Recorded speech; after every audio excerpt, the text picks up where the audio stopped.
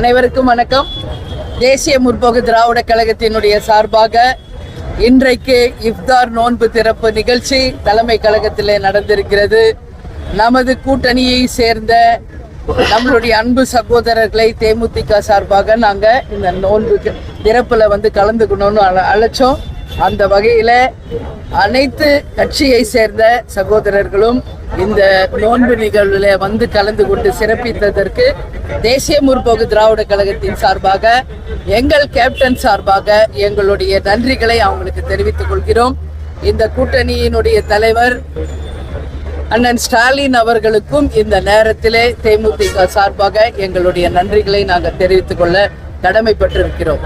Captain எப்பொழுதுமே இந்துவாக இருந்தாலும் நமது தலைமை அலுவலகத்திலே இஸ்லாமியர்களுடைய அந்த புனித விழாவான ரம்ஜானையும் கிறிஸ்துவர்களின் புனித தினமான கிறிஸ்மஸையும் நம்மளுடைய இந்துக்களின் புனித தினமான பொங்கல் மற்றும் தீபாவளியை எப்பவுமே கொண்டாடுவார். அது மட்டும் இல்லாமல் ஒவ்வொரு முறையுமே கேப்டன் அவர்கள் இஸ்லாமியர்களுக்கு இந்த நாளில் எல்லா இடத்திலும் தமிழ்நாடு முழுக்க இன்றதை செய்வோம் இல்லாதவர்க்கு என்ற வகையிலே நம்மளுடைய பணிகளை, அதுவும் பக்ரீத் அன்னைக்கு எல்லா இடத்திலையும் நாம் உழைத்து சம்பாதித்த காசுல ஒரு பங்கு ஏழைகளுக்கு என்று ஒதுக்கி அதை ஏழைகளுக்கு தர வேண்டும் என்ற ஒரு உன்னதமான ஒரு கொள்கையை கொண்டு வந்தவர் நபிகள் நாயகம். அதை தன்னுடைய கடமையாக தொடர்ந்து அதை கடைபிடித்தவர் கேப்டன் அவர்கள். அவர் கேப்டன் வழியிலேயே இன்றைக்கு நாங்களும் என்றைக்கும் அந்த வழியில் நடப்போம் என்பதை இந்த நேரத்தில் சொல்றேன். எனவே இது ஒரு கூட்டணி விழாவாக இல்லை. எங்களை பொறுத்த வரைக்கும் எல்லாரும் மனசு விட்டு பேசும்போது இது ஒரு குடும்ப விழா மாதிரி எங்களுக்கு தெரிந்தது. எனவே அனைவரும் அவங்கவுங்க கேப்டனுடைய பழகிய நாட்கள், கேப்டனோட அவங்க பகிர்ந்த நாட்களை அவங்க ஒவ்வொருத்தரும் மனசு விட்டு பேசும்போது மனசுக்கு மிக மிக நெகிழ்வாக இருந்தது. இது ஒரு குடும்ப விழாவாக இன்னைக்கு அனைவரும் இணைந்து சமதர்மம், சமநீதி, சமத்துவத்தை நிலைநாட்டும் வகையில் மத நல்லிணக்கத்தை இன்னைக்கு நாம் அனைவரும் சேர்ந்து கொண்டாடி இருக்கிறோம். எனவே இந்த நாளில் பங்கேற்ற எல்லாருக்கும், அதே போல எங்கள் மாவட்ட கழக செயலாளர்கள், எங்கள் கழகத்தில் இருக்கின்ற எங்களுடைய இஸ்லாமிய சகோதரர்கள், இந்த விழாவிலே பங்கேற்ற எங்கள் கழக நிர்வாகிகள், தொண்டர்கள் அனைவருக்கும் தலைவர் சார்பாக தேமுதிக சார்பாக என்னுடைய நன்றிகளை, வாழ்த்துக்களை இப்ப தெரிவித்துக் திமுக கூட்டணியில் இருக்க மற்ற கட்சிகளுக்கு ஒரு நெருக்கடி ஏற்பட்டிருக்கா பாக்குறீங்களா? ஏன்னா இந்தியன் யூனியன் முஸ்லீமுக்கு ஒரு தொகுதி குறைச்சிருக்காங்க. மதிமுக 4 தொகுதி, கடந்த முறை 6 தொகுதி. மற்ற கட்சிகள் எல்லாம் தேமுதிக வராங்க, அதனால கொஞ்சம் குறைச்சிங்கன்னு சொல்றதா சொல்றாங்க. தேமுதிகவில் மற்ற கட்சிகளுக்கு நெருக்கடி ஏற்பட்டிருக்கா திமுக கூட்டணியில? இந்த கேள்வி நெருக்கடி பத்திரிகையாளர்களுக்கு மட்டும்தான். ஏன்னா இன்னைக்கு எல்லா கட்சியை சேர்ந்த எல்லா சகோதரர்களும் இங்க வந்தாங்க. எல்லாருமே மனசு விட்டு சந்தோஷமா தான் பேசிட்டு போயிருக்காங்க. நீங்க கேட்கிற மாதிரி யாரும் அந்த மாதிரி ஒரு கருத்தை இங்க யாருமே பதிய வைக்கவில்லை. எனவே எல்லாருமே இந்த கூட்டணியை சந்தோஷமாக ஏற்றுக்கொண்டிருக்கிறார்கள்.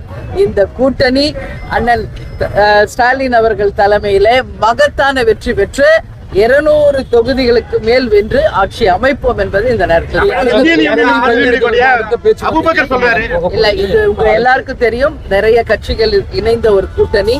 இப்ப ஒவ்வொரு கட்சியாக அழைத்து பேசிக் கொண்டிருக்கிறார்கள். அது முடிந்தவுடன் தேசிய முற்போக்கு திராவிட கழகத்தை அழைத்து நிச்சயமாக அண்ணன் ஸ்டாலின் அவர்கள் தொகுதி எத்தனை சீட்டு, எத்தனை தொகுதி என்பதை உறுதிப்படுத்துவார். தேமுதிக குழு எப்ப மேடம் அமைக்கப்படும்? ஏன்னா கூட்டணி பேச்சுவார்த்தைக்கு போறதுன்றது ஒரு பக்கம் இருந்தாலும் குழுன்றது இன்னும் அமைக்கப்படல. அது குழு நாங்க வெகு விரைவில் அமைத்து அறிவிக்க இருக்கிறோம். இப்ப ஒவ்வொரு கூட்டணியும் அழைத்து பேசிட்டு இருக்காங்க. வெகு விரைவில் தேமுதிகவை அழைக்கும் போது எங்கள் குழுவும் போய் அங்கு பங்கேற்று எங்களுடைய தொகுதிகளை நாங்கள் நிறைவு செய்வோம். பிரச்சனை அதிகமாக இருக்கு. நிறைய இடங்கள்ல ஹோட்டல்ஸ் இன்னமும் மூடிக்கிட்டு. இப்போ ஈரான் அமெரிக்காவுக்கும் ஈரானுக்கும் நடக்கின்ற இந்த போரினால நம்ம எல்லா இடத்திலுமே பெட்ரோல், டீசல் தட்டுப்பாடு, கேஸ் சிலிண்டர் தட்டுப்பாடு என்று எல்லாருக்கும் ஒரு அச்சுறுத்தலை ஏற்படுத்தி இருக்கிறது. ஆனா நம்ம இதனை தொடர்ந்து இன்னைக்கு பல ஹோட்டல்கள் மூடுகின்ற நிலை, கல்லூரிகளை மூடுகின்ற நிலை நாம பார்த்துக்கிட்டு இருக்கோம். ஆனால் இன்றைக்கு அரசாங்கத்திலே அதற்குரிய பதவியில் இருப்பவர்கள் நீங்க பயப்பட தேவையில்லை. அதை சமாளிக்கின்ற நிர்வாகம் நம்ம கிட்ட இருக்கு. எப்படி கொரோனா காலத்துல அதை நம்ம அந்த எப்படி சால்வ் பண்ணமோ அது மாதிரி இந்த பிரச்சனையும் நம்ம வெகு சுலபமாக தீர்க்க முடியும் அப்படின்றத பாரத பிரதமரும் சொல்லியிருக்காரு. நான் என்ன சொல்றேன், எல்லாருமே எல்லாத்துக்கும் பயப்படக்கூடாது, டென்ஷன் ஆவேனா. நிச்சயம் இது சுமூகமாக முடிக்கப்பட்டு எல்லாருக்குமே கேஸ் சிலிண்டரும் சரி பெட்ரோல் டீசலும் நிச்சயம் கிடைக்கும் அப்படின்றது நான் கிடைக்க வேண்டும் என்பது சொல்றேன். எனவே இந்த பிரஸ் மீட் மூலம் மத்திய அரசை நாங்கள் வலியுறுத்தி கேட்பது, இப்ப இருக்கின்ற விலைவாசி உயர்வுல அன்றாடம் பயன்படுத்தக்கூடிய சிலிண்டர் விலையை உயர்த்துவது நிச்சயமாக அத்தனை பேருக்கும் ஒரு கஷ்டத்தை கொடுக்குது. இதை திரும்ப பெற வேண்டும். அது மட்டும் இல்லாமல் தட்டுப்பாடு இல்லாமல் எல்லாருக்கும் எப்பவும் கிடைக்கிற மாதிரி கேஸ் சிலிண்டர் ஆகட்டும், அதே மாதிரி கமர்ஷியல் பர்பஸ்க்கு யூஸ் பண்றவங்களுக்கும் அந்த சிலிண்டர்ஸ், அதே போல பெட்ரோல் டீசல் எல்லா இடத்துலயும் ஈஸியா கிடைக்கிறது உறுதி செய்ய வேண்டியது ஒரு மத்திய அரசின் கடமை. இதை நிச்சயம் மத்திய அரசு செய்ய வேண்டும் என்று தேமுதிக சார்பா கேட்டுக்கிறோம். சுதீஷ் சார் இது குறித்து நாடாளுமன்றத்துல கண்டிப்பாங்க. இப்பதான் ஃபர்ஸ்ட் இன்னைக்கு சுதீஷ் எம்பி ஆயிருக்காரு.